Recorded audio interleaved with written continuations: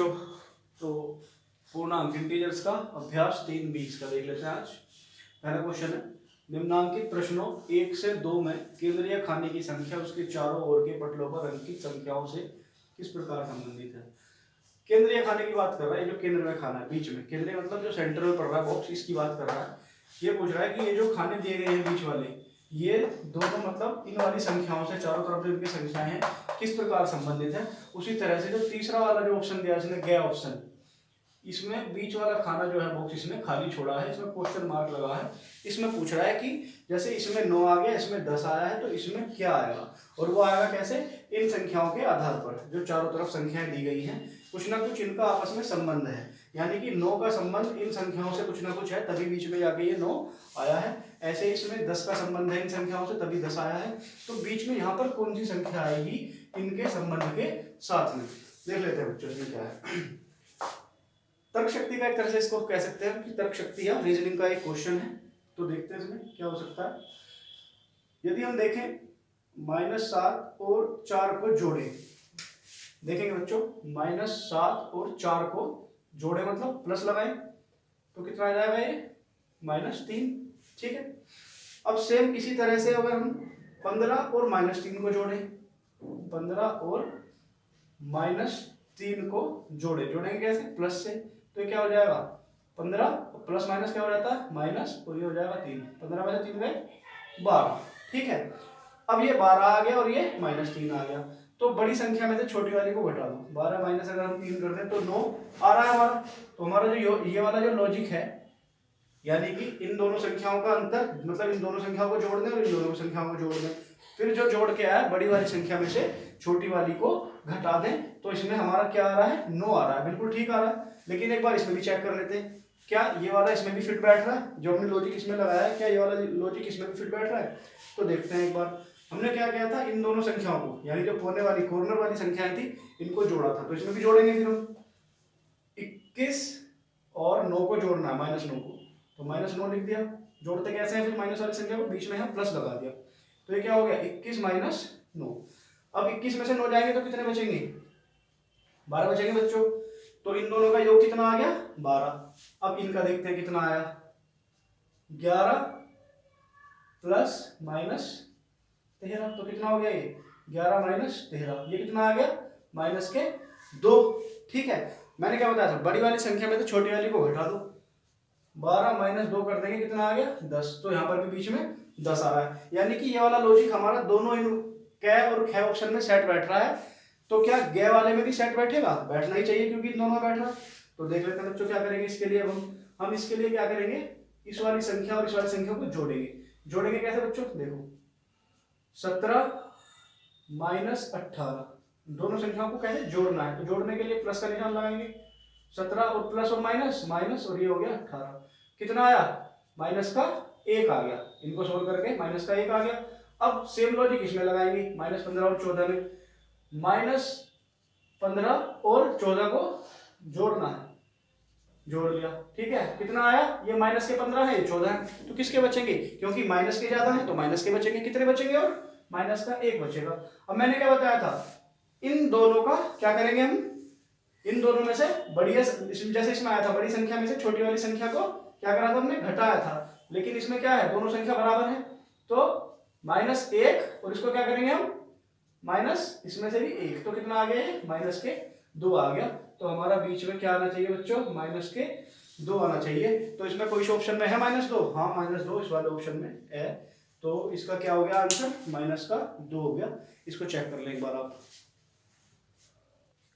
तो बच्चों इसी में दूसरा क्वेश्चन देख लेते हैं, दूसरे का क्या पार्ट। इसमें भी सेम ऐसे ही है बिल्कुल, बीच में जो सेंटर वाला बॉक्स है उसमें यहाँ संख्या दे रखी है, यहाँ भी संख्या है, लेकिन वहां पर संख्या गायब है। तो जहां पर गायब है, जहां पर संख्या नहीं दी गई है, यही हमें फाइंड आउट करनी है, यही हमें निकालनी है। तो कैसे निकालेंगे, पिछले क्वेश्चन में हमने क्या करा था, इन दोनों को पकड़ा था, बड़ी वाली को छोटी वाली घटा दी थी, है ना। ये इनमें से जो भी आई उनको आपस में सब्ट्रैक्ट कर दिया था, घटा दिया था। फिर इसमें भी ऐसे करा था, इसको जोड़ा था, इन दोनों को जोड़ा था, घटाने पर ये वाली संख्या मिल गई थी हमें। इस बार भी करके देख लेते हैं, क्या पता ऐसे ही हो। 15 और 19 को जोड़ लेते हैं, 15 + 19 जोड़ लिया, कितना आ गया 15 और 19 हमारा 9 और 5 14, हासिल लगा 1 1 और 1 2 और ये 3, 34 आ गया। 19 और 15 34।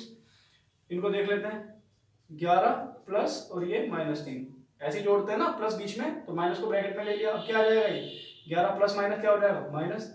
11 में से 3 गए 8। अब अगर 34 में से 8 घटाए हम तो कितना आ जाएगा 26 आएगा, लेकिन यहाँ बीच में 10 है, यानी कि ये वाला लॉजिक तो इसमें फेल हो गया, नहीं लग रहा। ठीक है, तो कौन सा लगाएंगे अब इसके बाद में, देखते हैं और क्या कर सकते हैं। इसमें ऐसा नहीं है कि जो हमने ट्राई किया वो सीधा लग ही जाएगा, ट्राई करनी पड़ता है इसमें, एक दो बार ट्राई करेंगे, देखते हैं किस लॉजिक से लग रहा है। तो जरूरी नहीं है पिछले वाले सवाल में इन दोनों को जोड़कर आपस में घटाया था तो ये आ गया था, इसमें नहीं आया। तो इस बार कॉर्नर की संख्या लेके देख लेते हैं, जैसे इसको और इसको ले, इनको जोड़ते हैं। जैसे 15 प्लस 11, इसको और इसको जोड़ रहे हैं। 15 और 11 कितना आ गया बच्चों, 15 और 11 आ गया हमारा 26। अब इसके बाद इसको और इसको जोड़ के देख लो, 19 और यहाँ पर कितना है ये -3, इनको जोड़ रहा है मतलब प्लस का निशान लगा लिया बीच में, तो ये क्या हो गया 19 प्लस -3 हो गया। 19 में से 3 गए, कितना आया 16। अब जो है इसमें से बड़ी में से छोटी फिर घटा लो, कितना आ गया, ये आ गया 10। देखो और 10 बीच में यहाँ पे हमारा आ रहा है, यानी कि ये लॉजिक लग सकता है। अगर सेम लॉजिक इसमें ही लगा तो सीधी सी बात है उसमें भी फिर लग ही जाएगा। तो ख वाले में भी देख लेते हैं, इसको और इसको हमने क्या करा जोड़ लिया, 10 को और 7 को जोड़ के देख लेते हैं, कितना आ गया बच्चों 17 आ गया। अब 5 और 4 को जोड़ के देख लेते हैं, 5 प्लस 4 कितना आ गया 9 आ गया। ठीक है, अब बड़ी वाली में छोटी वाली घटा दी, 17 में से 9 गए 8, क्या बीच में 8 है, हाँ जी बिल्कुल बीच में 8 है, यानी कि ये वाला लॉजिक हमारा काम कर रहा है, कॉर्नर वाली संख्याएं पकड़ के, है ना। तो इसमें कौन कौन सी पकड़ लेंगे, 12 और 6 पकड़ लेंगे, इनको जोड़ लो, 12 प्लस 6 कितना हो गया 18 हो गया, और 8 और 5, 8 प्लस 5 बराबर कितना आ गया बच्चों 13। बड़ी वाली में छोटी वाली घटा दो तो कितना आ जाएगा यहाँ पे 18 में से 13 गए 5, तो बीच में क्या आ जाएगा बच्चों 5। इसका 5 जो है आंसर सही है, यानी कि इसका सेकंड ऑप्शन ठीक है। एक बार चेक कर लो आप इसको जल्दी से। क्वेश्चन नंबर 3 देख लेते हैं बच्चों इसका। क्वेश्चन नंबर 3 क्या कह रहा है, अपने अभ्यास पुस्तिका में खाली स्थान भरिए। खाली स्थान दिए गए हैं 3 कह गए, इसमें खाली स्थान भरने देख लेते क्या। ये कह रहा है पहले में 2 पूर्णांकों का योगफल सदैव डैश होता है। तो कैसे होता है 2 पूर्णांकों का योगफल बच्चों हमेशा, भाई 2 पूर्णांक ले लो कोई भी, हमने ले लिया सर पूर्णांक 3 ले लिया और यहाँ पर -4 ले लिया, भाई दोनों ही पूर्णांक है, चाहे माइनस में चाहे प्लस में पूर्णांक है, पूरा अंक है। स्टार्टिंग में बताया था पूर्णांक मतलब पूर्ण अंक या पूरा अंक, कंप्लीट नंबर।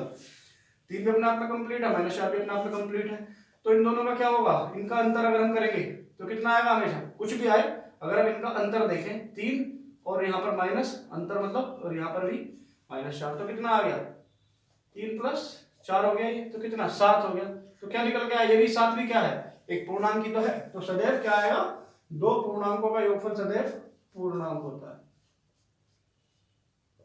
पूर्णांक होता है।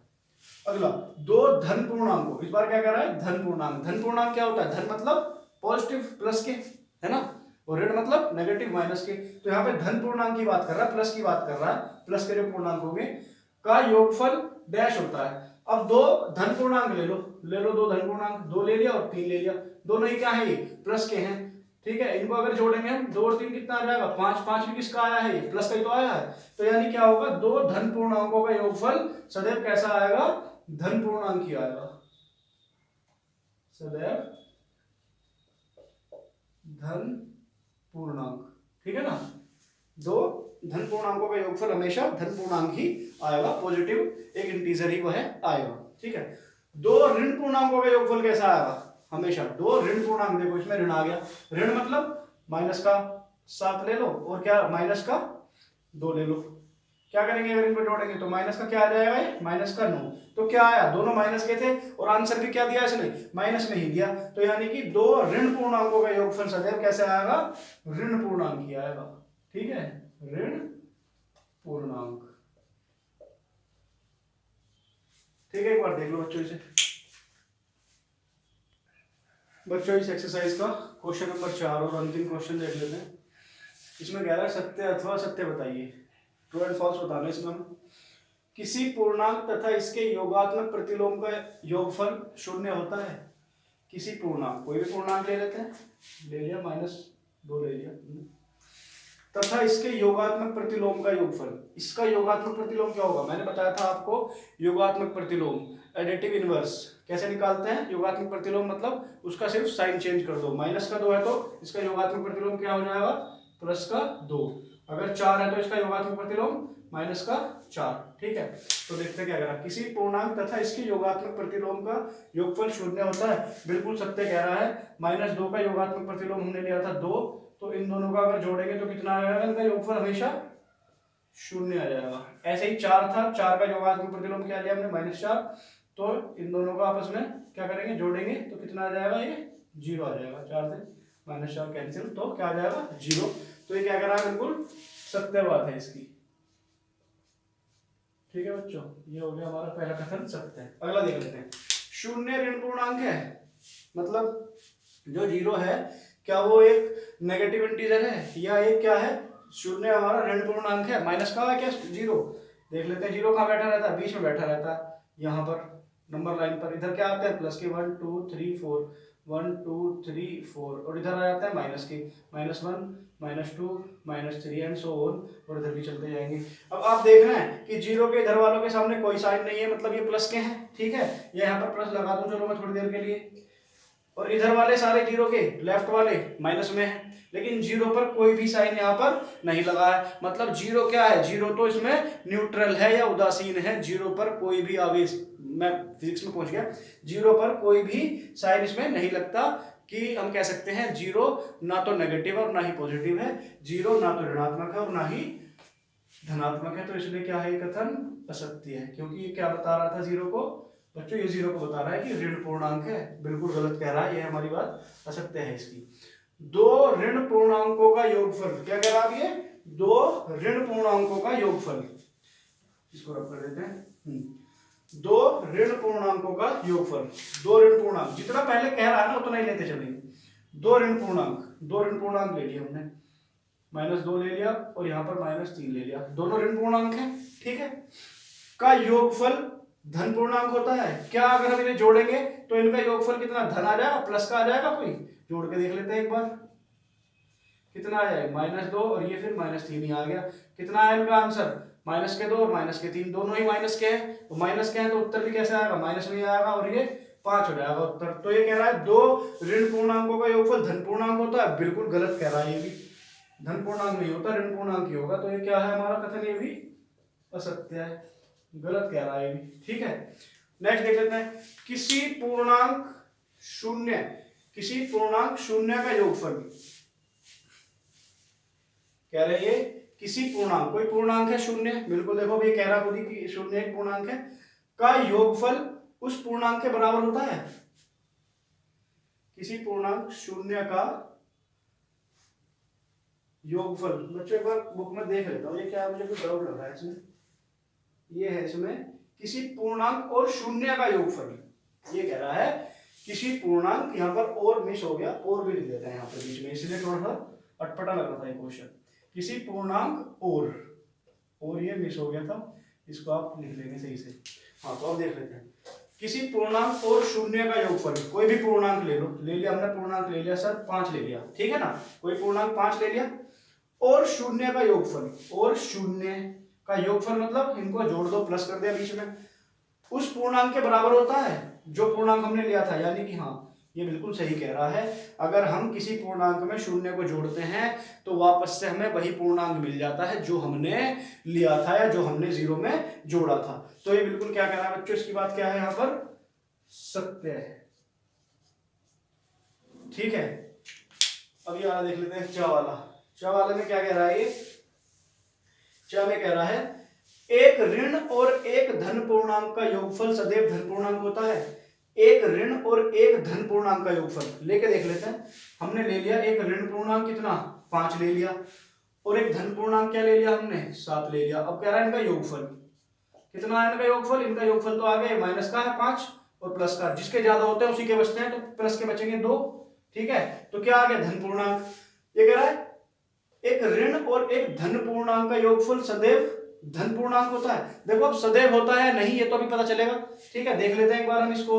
अगर हमने इस बार ले लिया यहाँ पर -5 और यहाँ पर ले लिए +3, तो ये क्या आ जाएगा, मैंने बताया जब भी माइनस या प्लस करते हैं, जो ज्यादा मतलब जिसपे चार्ज ज्यादा होता है या जो जिसके सामने निशान लगा होता है वो ज्यादा अगर वो संख्या होती है तो उसी के ही बचते हैं। और माइनस के 5 में प्लस 3 जोड़ेंगे तो कितना बचेगा, माइनस के 2, यानी कि इसकी बात भी गलत हो गई, क्योंकि सदैव नहीं होता है ना, एक ऋण और एक धन पूर्णांक का योगफल सदैव धन पूर्णांक नहीं होता, मतलब सदैव नहीं होता, लेकिन हाँ हो सकता है। तो इसकी बात यह भी क्या हो गई, असत्य हो गई।